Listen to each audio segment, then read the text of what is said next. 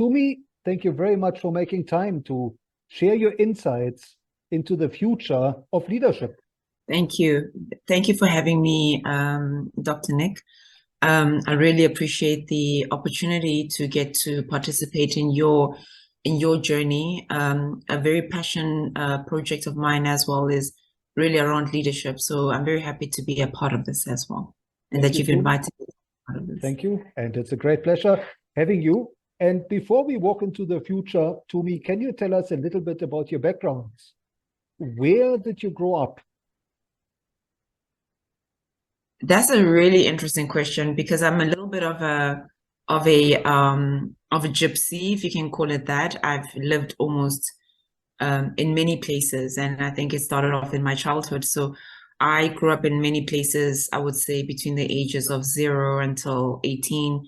Moved houses quite a lot. My parents worked in the hospital industry, the medical industry. So we were moved to different hospitals. So my formative years, I would say, were in Limpopo, Leboa Khomo, to be exact, in Leboa.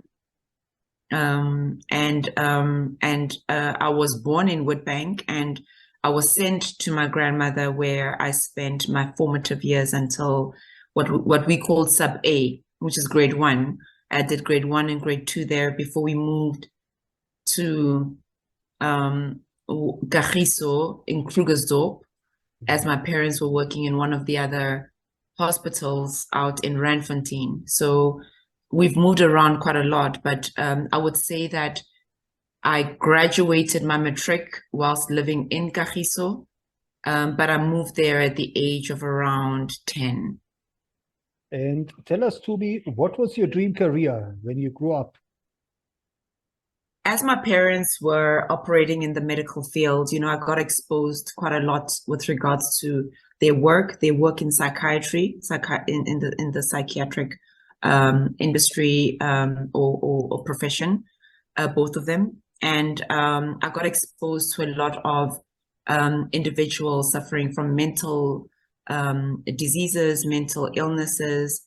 And I felt as though my calling was also in the mental, in health in general. So I think quite a lot also in South Africa, some of our parents that are educated, that have children, always want their kids maybe to do better than them. And my parents are not medical doctors, but my mother is PhD in psychiatry field.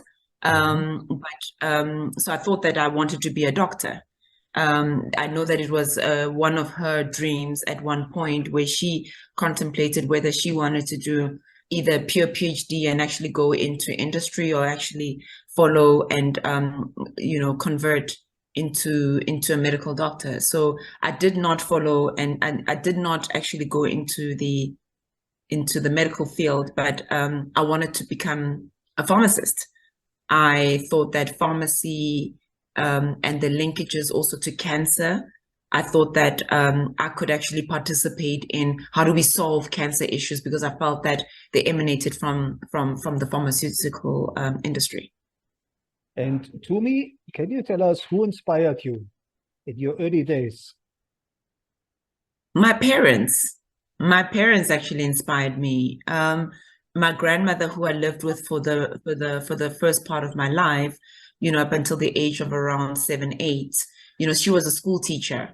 And so she pushed me quite a lot. So, everyone knew that I was the grandchild of my grandmother. And she pushed me at school and at home. So there was no ways of moving around. And it was a similar upbringing also from my parents. So I found that my parents really, they beat the odds on both sides. My father beat the odds on his side. My mom beat the odds on her side. And together they just, they had a plan and they executed it as a team. And it only came into later years when I realized just how little they actually had. And I was just really, one day I got my first salary check, and normally in our tradition, we're supposed to give the first paycheck to our parents, just as a symbolic way of saying thank you. And I remember looking at my paycheck and accidentally bumping into my father's paycheck, which was maybe about 3 years old. and realizing that my first paycheck was very close to his paycheck, and realizing I wasn't happy with mine because it was very little, and yet I was living at home.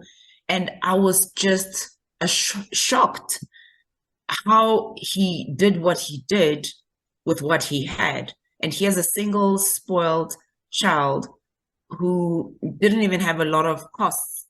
And I was shocked with what he was able to, I was shocked to see what he was able to do, alongside with my mother, of course, because obviously it was a double income home. But just amazed at it put perspective on things for me, just to see that they were really a strong team. One, they complemented each other really well, and third, they made do with what they had without complaining, and really just wanting to do the best for us as their children, and for them as a couple. They had a plan and they executed on their plan. And so for me, my parents were my greatest teachers. They were very strict. Yeah. But at the same time, I think also with age and with the benefit of hindsight, they really inspired me to push beyond the short term of what this world typically presents us. And to me, looking back over your career, would you say there was a turning point where things could have gone different? Absolutely. My mom, she studied in various institutions. She was a tennis player when she was young, very good at what she was doing. And so she got scholarships to different universities. So she graduated from Wits. And so she was a Witsie. Right. And I didn't want to go to Wits. I wanted to go to Cape Town, and I wanted to study pharmacy. And the university that I went to was University of the Western Cape, because that's the one that I guess back in the day, if you did a Google search of back in the day, and I ended up there. And she did not challenge me.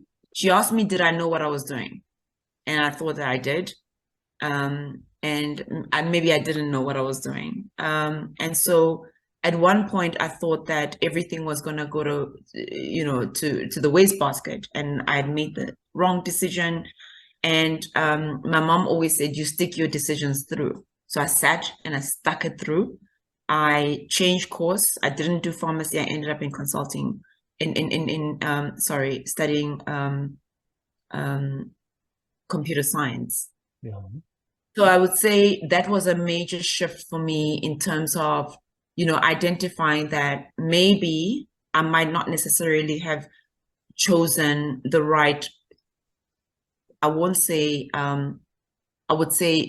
path in terms of my education, but I wanted to see it through. And I think that is one of the things that has always stayed with me as an individual, to say, you might have made a decision yourself, and you might find yourself in a place that is not desirable. How do you make the best out of where you're currently sitting? And I think I had an excellent professor, Professor Bill Tucker. He's currently a professor at Stellenbosch University, leading the computer science unit. Excellent professor. And he took me under his wing, and he gave me some life lessons with regards to, you need to stay in the trenches. Don't take the bait of rising too quickly. He's an American from Tucson, Arizona. He and I have stayed in contact for all these years. And he said, don't take the bait of rising too quickly. And that advice, as a 17, 18, 19-year-old, I really embedded in my being. And that's what's really driven my career. And the turning points has really just been about, accepting my current situation as it is, living in the present. And as much as I had dreams, but it's really just been about embracing where I'm at, and really pushing forward with regards to what is my impact. I think I've always been impact orientated. I think I've always wanted to make a change, hence my initial choice of career, which was I want to study pharmacy, not for the sake of making medicine, but really understanding medicine in the sense of like, how does it make people sick? No, well, but more so, especially in the antibiotic space, how does it make people ill? And how do we create a precursor of cancer? So I wanted to solve cancer. I wanted to become an oncologist if I had to become a doctor, you know, to solve cancer. So now I just want to continue working in a space that solves some of our main challenges in the world. So I would say that was a major shift in my life, you know, having that professor take me under his wing. And there's been others. There's been others. Right. So Tumi, what would you say is driving you today? I'm 40, I'm 45, 46 this year. And when I look back on my career years old now, and I say what drives me, it's still back to that 20-year-old that left university. I think I've now made a nice full circle back, because a lot of the times we really think that we need to achieve. And there was a component of my life. And again, when I say Dr.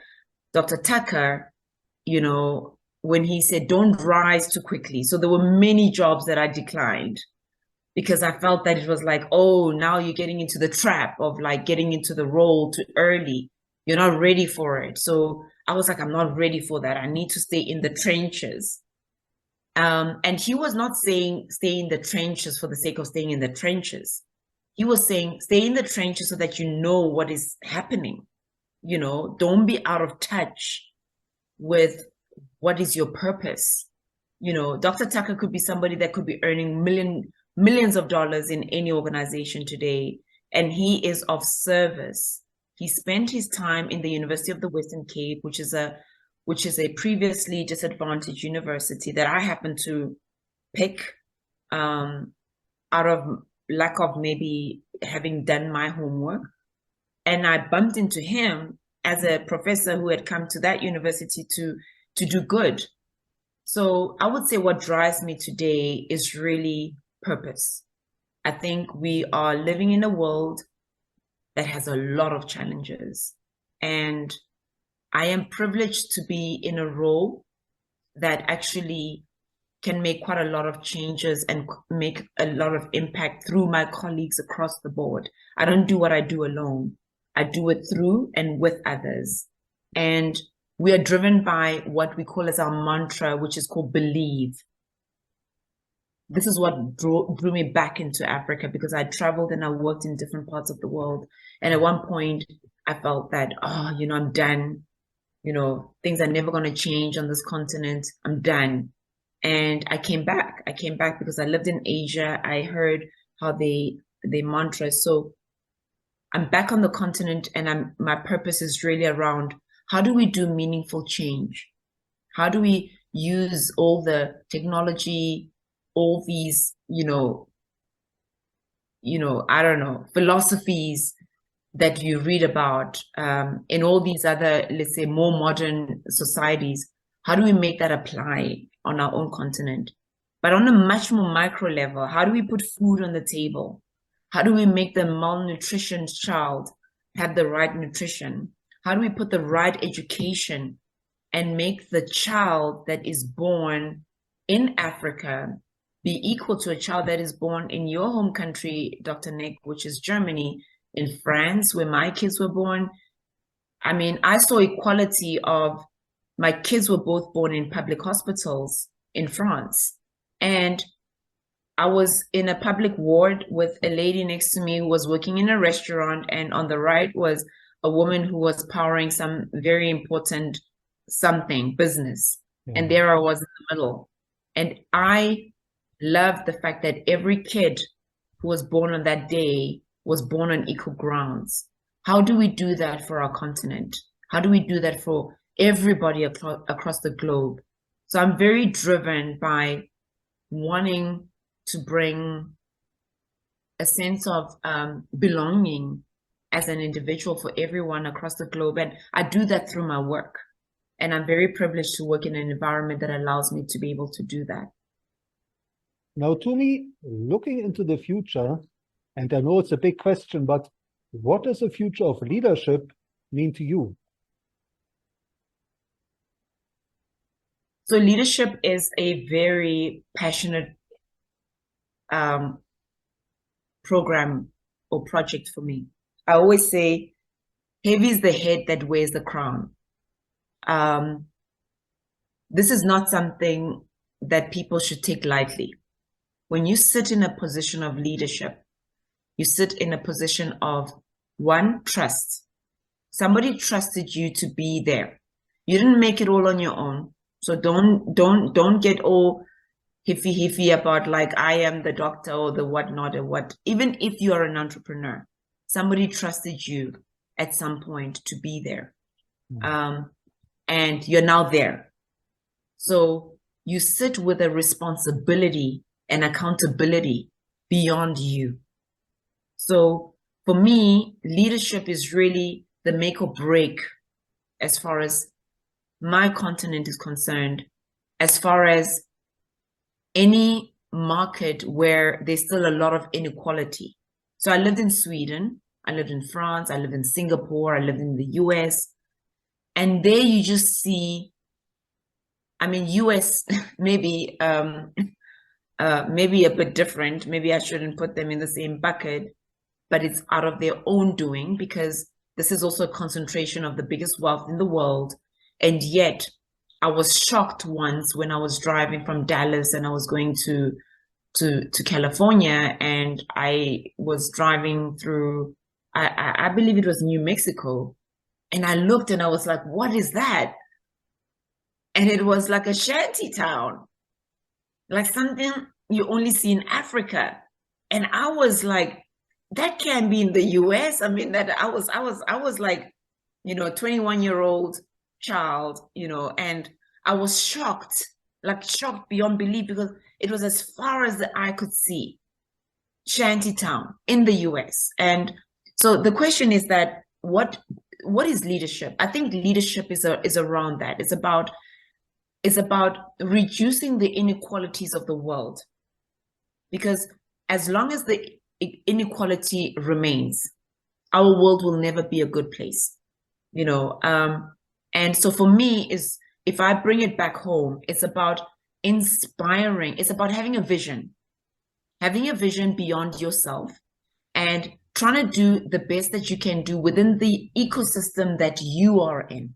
So we're not saying global, we don't need global sort of like programs, we need micro programs. And for me, I need to be able to make an impact within the small environment. So I say to people, you don't need a title of a C whatever O. You could be a leader within your community. You could be the leader in your space. And when you lead, you take accountability, you take ownership, you take pride, you have passion, you have drive. There's action behind your words. There's results behind your actions. There's accountability, and you're always striving to do something better.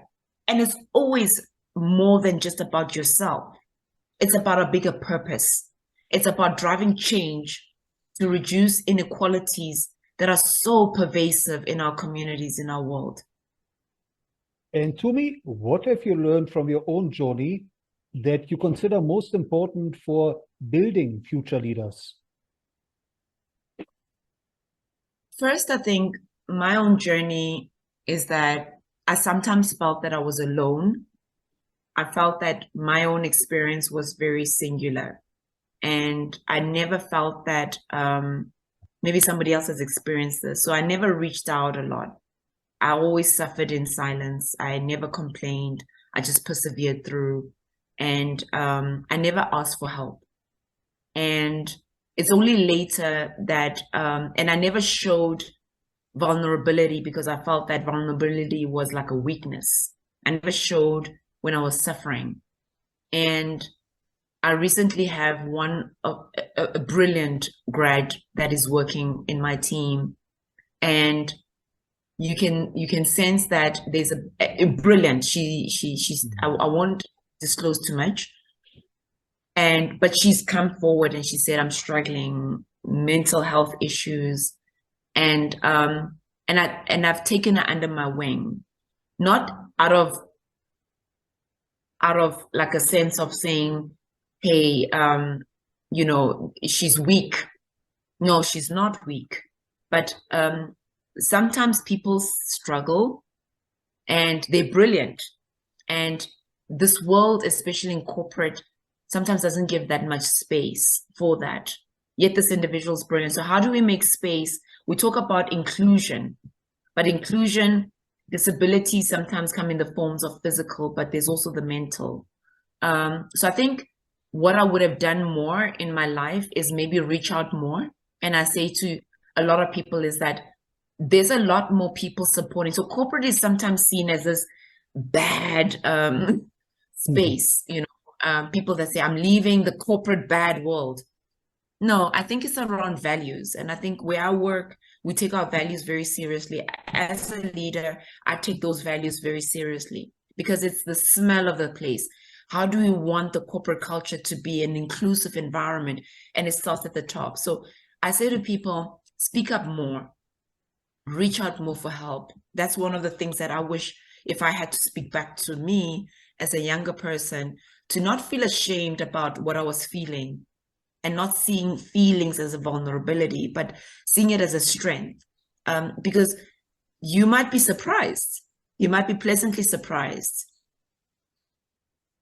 And to me, these are challenging times. What is your advice to future leaders in terms of challenges? What are some of the biggest challenges they should expect to encounter and hopefully overcome in their career? So I'm going to use the same advice that my professor gave me, which is really just around, I mean, he said stay in the trenches, but I want to take it a little bit step further, is there's something called ikigai, your ikigai. What's your ikigai? And I always say this to the young people is that, if you just want to work for the sake of a title, more money, you're going to realize that there's not enough money. There's never enough money. You're always going to want more. And because when you get to a certain level, then you realize, oh, there's more, oh, there's more, oh, there's more. So it's not going to be something that's ever going to, I challenge people to say, I have enough. I don't need more money. So you need to find something else. You need to find something else. And if you find your purpose and your passion, and you find what the world needs, and if it aligns with your passion, and what are you good at, and of course, what can you be paid for, which is really like the sweet spot of who or what it is that you are, that's going to give you a greater raison d'être, the reason to be, of why you need to wake up in the morning, of why, you can even give yourself some self-care, because sometimes we don't do self-care, right? Because we're in this rat race of trying to do, like, the rat race does not allow you to have self-care. It does not allow you to have compassion. It does not allow you to have a bigger understanding. But your ikigai does, because your ikigai allows you to have self-care.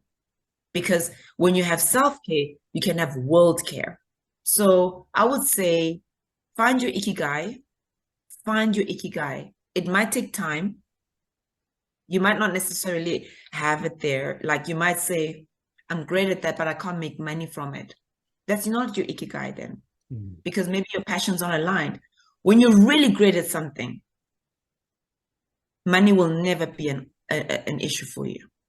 When the world needs what you're doing, money will never be an issue for you. When you're passionate about what you're doing, you'll naturally be good at it, because you're going to put action behind your belief. Thoughts, words, and then action. So if you're really great at what you do, you're going to succeed. Thank you. And to me, if you were to design a curriculum for future leaders, what are some of the new skills you would want to factor in? Wow, Nick, that's a really potent question because I've been thinking about that really quite a lot because, I've been contemplating whether I want to do a PhD looking at like what I'm currently doing. And I mean, I've been in contact with my professors throughout my career, like we've been talking about this topic and that topic and X topic. So now for me, as I'm getting old, as I said, the state of the world is um is concerning. I've got two young children. My son's going to turn 8 really soon, so he calls himself an 8-year-old coming. And my daughter's a 9-year-old who wants to run away from her brother very quickly. They're 18 months apart, and like she's 10. She's 9. She's 10. She's 9. She's turning 10 later on in the year. And I think about the world we're handing over to them. I think about the inequalities. Myself having done an MBA and having looked at, we go into the MBA as like oh, I have this gap because I studied science, I studied maths, I studied chemistry, physics, and all that stuff. I didn't really study the business stuff. So I did the MBA to really balance myself in terms of knowledge. What the MBA, maybe the MBA that I took, that was 2004. That's a long time ago. Maybe they've changed. I haven't really looked at the curricula recently, but I think we need to look at a holistic global impact, as I said earlier. The world will never come right unless we think about how holistically we accelerate the have-nots into the haves. And not to say we want to dampen and slow down those that are entrepreneurial and become billionaires. I'm not an anti-wealth person, but I'm just concerned that the new technologies that are coming up. I was in Barcelona and at MWC, and I saw all the things. There's the metaverse, there's Chat GPT, there's all the stuff. I mean, I saw recently even Elon Musk and some of the other scientists saying, "Hey, let's put a stop to this AI thing. Maybe this thing is going to get ahead of ourselves." We've seen some other scientists also coming in and cautioning what this needs to look like, and largely because the world that we might go towards might be a world that we might not be able to control. So I think we need to bring humanities back into business studies. I think mindfulness and mindful leadership needs to come back. KPIs need to change to reflect that. ESG is something that I welcome quite strongly. That is something that now companies, it's put in as part of like a scorecard, sustainable development goals that were really pushed, previously,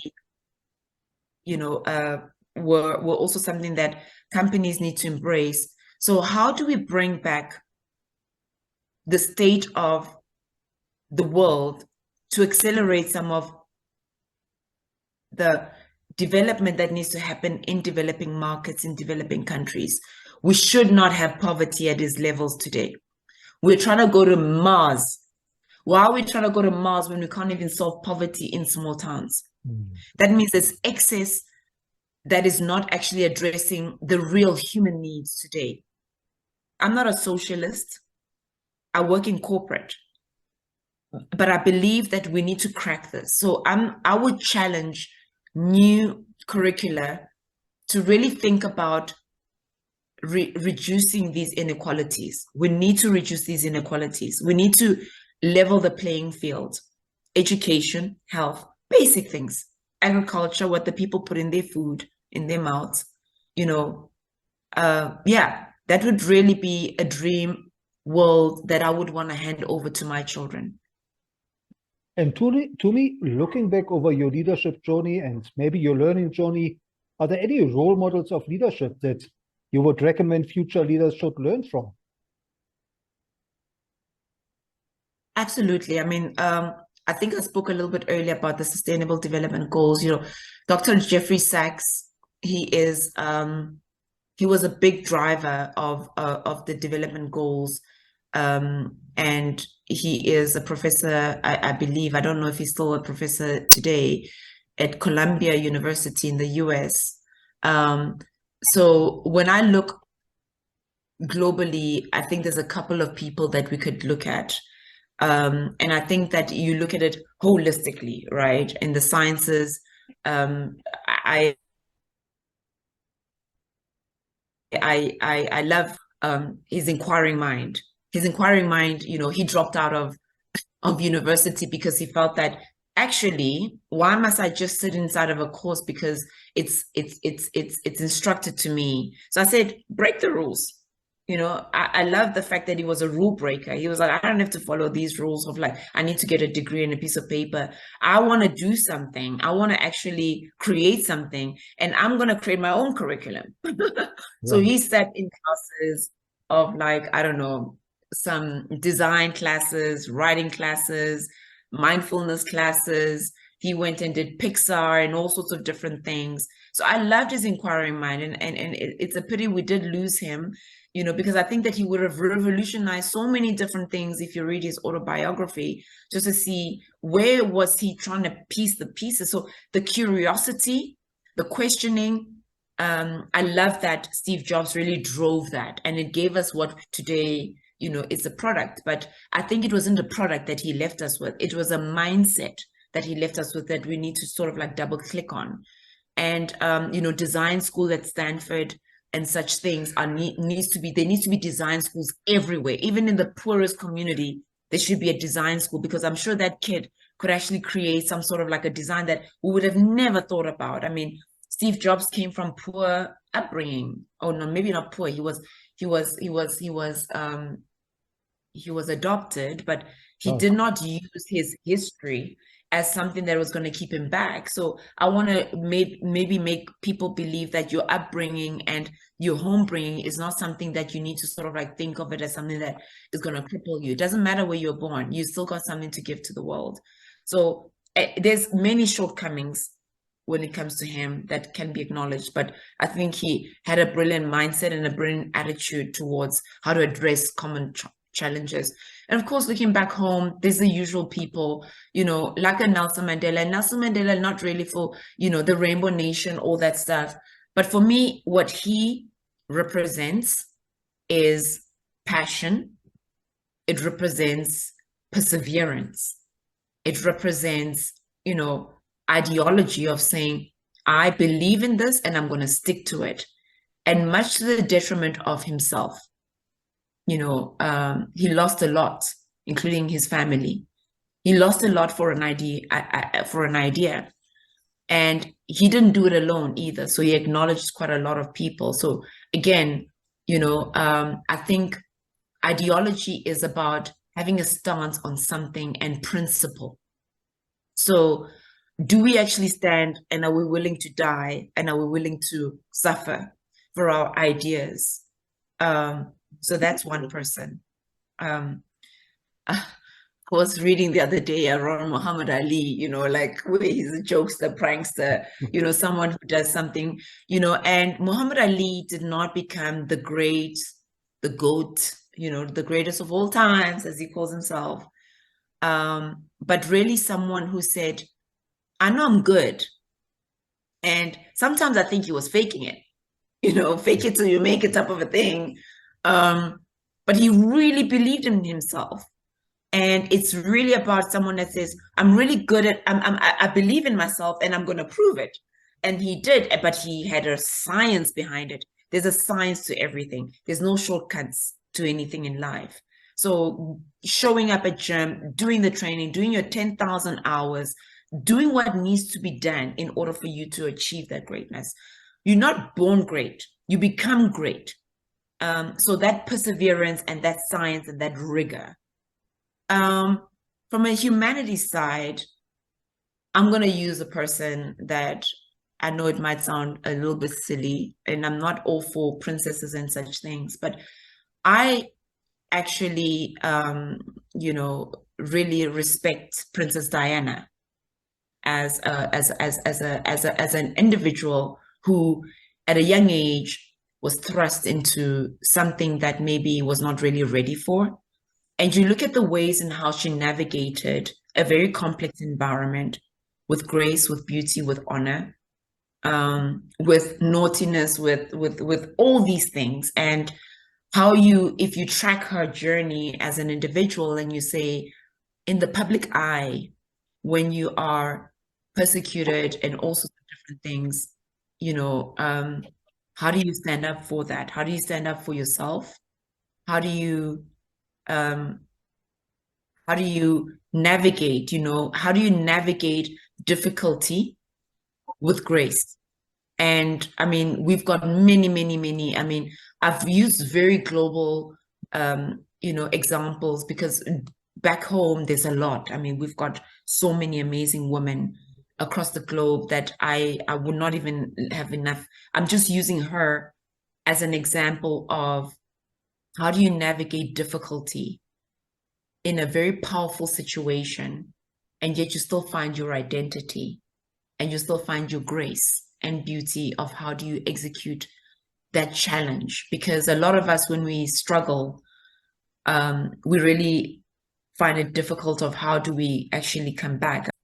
So I use the example of Princess Diana just as an individual that I felt was navigating a very complex situation. And not all of us are thrust in the public eye in that way.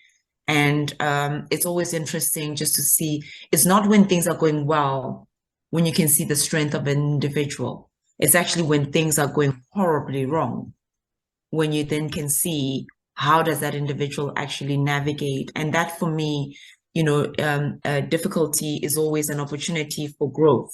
I always say that's where you get your pieces of gold in knowledge and in your own steel, your mental steel of how do you navigate such scenarios. So I always look at women that have gone through some challenges. How did you navigate that? And yeah, exactly. So I mean, I look at Jacinda Ardern of, the former Prime Minister of New Zealand as well, young, and a mom in office, and how she navigated her journey. So those are the type of things that, as I have a daughter, I always think about, not about the good times that she's going to have. It's more around, when encountered with a challenge, what becomes your center? What do you come back to? What becomes your earth? What becomes your roots? And there's lots. I mean, Dr. Pakeng has also gone through a very public, engagement of which everybody had their different opinions of her. PhD in mathematics. You cannot doubt her intelligence.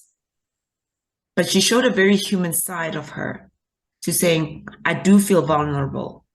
I do feel challenged. And whatever you may make of the situation, I don't have the inner workings of that, but I respect that. I respect her showing her human side, her womanness, and her vulnerability. And Tumi, where can our listeners follow you, and how should they connect with you? So I haven't done enough of this, but I've started very recently in terms of starting to engage on LinkedIn.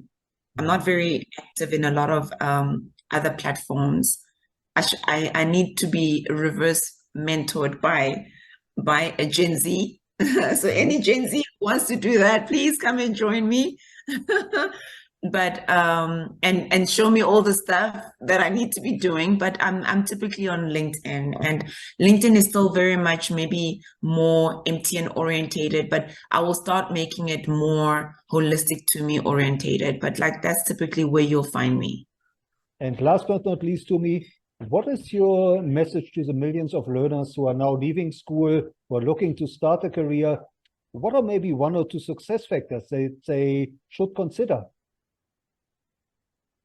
First and foremost, I have the utmost, deepest respect for the people that are coming out of school at this current time, because your last years have not been normal, and you guys have experienced the world that we didn't have. So you definitely are very worthy of knowing that you can achieve anything. So to my previous messages, I appeal to you guys as the bridge between myself and my children who are in their my daughter, as I said, she's 9, turning 10. So you guys are gonna shape and shift the new world order. So what I'm saying to you guys is, yes, you're looking for a paycheck, you're looking for all sorts of different things, and you're needing a job. The world is full of jobs. It's full of opportunity because there's a lot of problems that we're currently having. What are you trying to solve for the world? Don't look at, say, I'm looking for a job. Say, what am I wanting to solve? And start looking at like-mindedness, create movements, create grassroots movements. It's not about big corporate that is going to come in, or big government. There's no such thing. There's problems in every single environment that we live in. So if I dropped you for a month in Kuruman and I said, solve Kuruman's problems, you know, what are you going to come up with? Be solution orientated, and solution orientated around yourself, but around what you're seeing. If you guys can start doing that, it's going to be seen, it's going to be felt, it's going to be heard, it's going to be supported. So yes, I do agree that you need to find a job and you need to find a means of living. And I feel that pain with you guys. But I'm saying that's not the answer. The answer is really on solving problems. And when you do that, you're going to find ears and hearts and minds and eyes and ears that are basically going to follow you guys. So I think you guys are the future. You are the solution. The rest of us are now in, a little bit in the metal or inside of the grind of things. But we look to you guys to show us the way. Thank you. Thank you, Tumi, for sharing your insights and your wisdom into the future of leadership, and for inspiring so many future leaders. Thank you, Dr. Nick, for giving me this opportunity, for giving me the platform to also speak to those that follow you. I think the work you're doing is so needed. It's pertinent at this particular point in time when we're seeing all the troubles that are all over the world. So thank you for allowing me this platform also.